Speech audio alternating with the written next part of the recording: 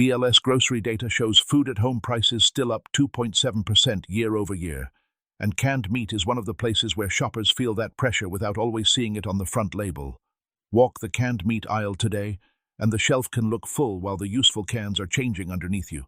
Smaller tins, more broth, softer texture, cheaper binders, thinner flakes, and premium prices sitting where budget protein used to be. 9 brands are quietly cutting corners, and 6 are still the real deal. And number 1 is the can most preppers overlook, because it looks too plain to matter. The warning is not that every canned meat is disappearing. The warning is that shelf-stable protein is expensive to make, and when costs rise, the corner cutting shows up in texture, water weight, can size, and ingredient order before shoppers notice the category has changed. Number 9, budget chunk light tuna. More water, softer flake. The tuna shelf can look healthy because there are still rows of cans. The problem is what happens when the can opens. Some budget chunk light tuna has shifted towards softer flakes, more water in the pack, and less solid fish structure, which means the can technically weighs the same, while the useful protein feels thinner on the fork. The label still says tuna. The pantry result is not the same. This matters because tuna is one of the cheapest shelf-stable proteins in many households. It goes into sandwiches, pasta, rice bowls, casseroles, and emergency lunches that do not require cooking. When the can carries more water and less firm fish, every recipe stretches less. A tuna salad that used to make 4 sandwiches now barely fills 3. A casserole that used to taste like protein now tastes like noodles with a hint of fish. That is a hidden price increase without a louder shelf tag. The shelf signal is the cheapest cans staying stocked, while the better solid or chunk formats thin out. Watch the drained weight if it is listed. Watch texture between batches. If the can looks watery, buy fewer until you test it. Tuna is still useful, but the bargain version is not always the bargain anymore. Number 8. Value Vienna sausages. Softer meat, more binder. Vienna sausages are easy to joke about until a household needs a no-cook protein that a child will actually eat. That is why the quiet change matters. Some value versions have moved towards softer texture, more mechanically separated meat, more water, and more binder, turning what used to be a dense little emergency protein into a mushier can that feels more like filler than meat. The can is cheap, which is why most shoppers do not inspect it. They toss a few into the cart for camping, lunch kits, storm food, or a backup pantry. But when the texture gets softer, the can loses one of its biggest advantages. It can be eaten cold, straight from the can, without feeling like a punishment. That is a real prepper function. A no-cook food has to be tolerable under stress, not just technically edible. Watch for cans that list water and binders higher than expected, or brands where the sausages break apart the moment they are lifted out. Buy one test can before buying a flat. If the texture fails, the pantry has not gained protein. It has gained something everyone avoids. Number 7. Cheap canned chili with meat. Meat name on the front, beans in the bite. Canned chili is one of the easiest places to hide a corner cut because the sauce covers everything. The front of the can says chili with meat, but the spoon may tell a different story. More beans, more sauce, more starch, and fewer visible pieces of meat. The household still buys the same size can. The meal in the bowl is not the same meal. That matters because chili is a complete canned food. It is supposed to solve a low-energy dinner, a power outage meal, or a quick lunch without needing much help. If the meat disappears into the sauce, the can becomes a bean and gravy base that still needs protein. Suddenly, the pantry item that was supposed to save dinner needs canned chicken, rice, cheese, or crackers just to feel complete. The shelf signal is a cheaper chili can that looks like a deal next to the premium brand, but the ingredient list puts beans, water, and textured protein ahead of the real meat. The answer is not avoiding chili entirely. The answer is testing the can. Open one now. If the bowl looks like sauce with a rumor of meat, do not build an emergency pantry around it. Number 6. Discount corned beef hash. Potato heavy, beef light. Corned beef hash used to be one of the densest canned breakfasts on the shelf. Potatoes, beef, fat, salt, and a skillet could carry a household through a hard morning. The corner-cut version keeps the can size and the salty smell, but the balance shifts. More potato, more starch, softer texture, less recognizable beef. It still fries. It just does not feed the same way. This is a breakfast problem more than a dinner problem. In a prepper pantry, Canned hash is valuable because it combines calories, fat, and protein in one can. That is rare. Oats give calories, beans give protein, oil gives fat. Hash gives all three in a familiar meal. But when the beef percentage falls and the potato rises, the can becomes mostly starch with a meat label. The consequence shows up in the skillet. The hash used to brown and crisp. The cheaper version steams, sticks, and breaks into a soft paste. The family eats it, but nobody feels full for long. Watch the ingredient order. If potatoes dominate and beef sits too far down, that can is no longer the old hash. Keep 1 or 2 brands you trust, and skip the cans that turn breakfast into salted potato mush. Number 5. Potted meat and meat spread. Saltier, softer, less meat identity. Potted meat has always been a budget product, so shoppers expect it to be rough around the edges. That is what makes the corner cut easy to miss. When a product is already cheap, people assume every version is the same. But some cans have moved towards softer emulsions, saltier flavor, and less clear meat identity, which turns a useful emergency spread into a salty paste that needs crackers, mustard, and a strong stomach to make sense. The useful role here is not gourmet protein. It is shelf-stable, spreadable calories. In a power outage, on a road trip, or during a week when cooking feels difficult, potted meat can turn crackers into a meal. But the texture matters. If the spread is too loose, too salty, or too anonymous, the family will not eat it when stress is already high. That is the hidden weak link. A can in the pantry is only food if someone will actually open it. Buy 1 can and taste it before stacking. Check whether meat appears before water and fillers. If the product needs too many extra ingredients to become tolerable, it is not a good prepper buy. It is a cheap can pretending to be protein. Number 4. Canned chicken in water, broth weight replacing meat feel.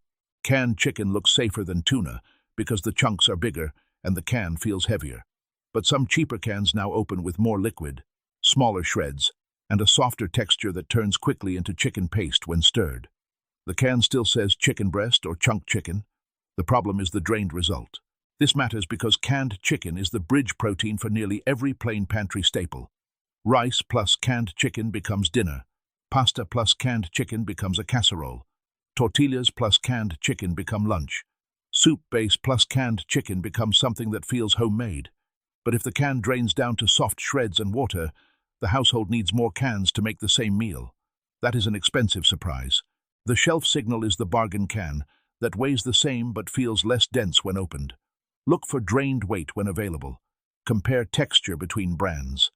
If the chicken disappears into the spoon, that can should not be the backbone of the pantry. Use it for soup, maybe. Do not rely on it as the main protein. Number 3. Canned ham. Smaller can, higher price, more gel. Canned ham used to be a prepper luxury that made sense because 1 can could anchor several meals. Sliced with eggs, diced into beans, chopped into rice, mixed into soup. It carried flavor, salt, fat, and protein in one shelf-stable package. The corner cut is not always the recipe. Sometimes it is the format. The can gets smaller, the price climbs, and the gel or broth takes up more of the experience. That is why canned ham is a dangerous shelf signal. Shoppers see the familiar tin and assume the old value is still there. But when the can drops size or the meat feels softer, the pantry math changes fast. A can that used to stretch across 3 meals may now barely stretch across 2. That turns a special stockpile item into an expensive convenience food. Watch the net weight and the shape of the tin. Compare the price per ounce, not the front price. If the meat is packed in more gel than you remember, treat it as a flavor ingredient, not a primary protein. Canned ham can still be useful, but only if the household buys the honest format, not the shrunken one. Number 2. Store-brand Spam-style luncheon meat. Greasier slice, weaker fry. Luncheon meat earns its pantry place because it cooks like meat when fresh meat is not available. A good can slices clean, fries crisp, seasons rice, and turns breakfast into something satisfying. The corner-cut version looks similar in the can, but behaves differently in the pan. Greasier edges, softer slice, weaker browning, more water release, and a texture that collapses before it crisps. That matters because luncheon meat is not just eaten cold. Its real value appears in a skillet. Rice becomes fried rice. Eggs become a full breakfast. Beans get salt and fat. Noodles get protein. If the slice will not brown, the can loses half of its usefulness. The household paid for a meat tool and got salty filler. The shelf signal is the cheaper rectangular can with a price that looks too good compared with the trusted brand. Test 1. Fry 2 slices. If it sweats instead of browns, do not stack it. The difference between a pantry meat and a pantry disappointment is sometimes 15 minutes in a skillet. Number 1. Off-brand sardines in oil. Oil quality and tiny fish trap. Sardines look like the smartest canned meat buy in the aisle until the oil and fish size quietly change. This is the number 1 corner cut because it hides behind the healthiest reputation on the shelf. Shoppers see sardines and assume protein, omega-3 fats, calcium, and long shelf life.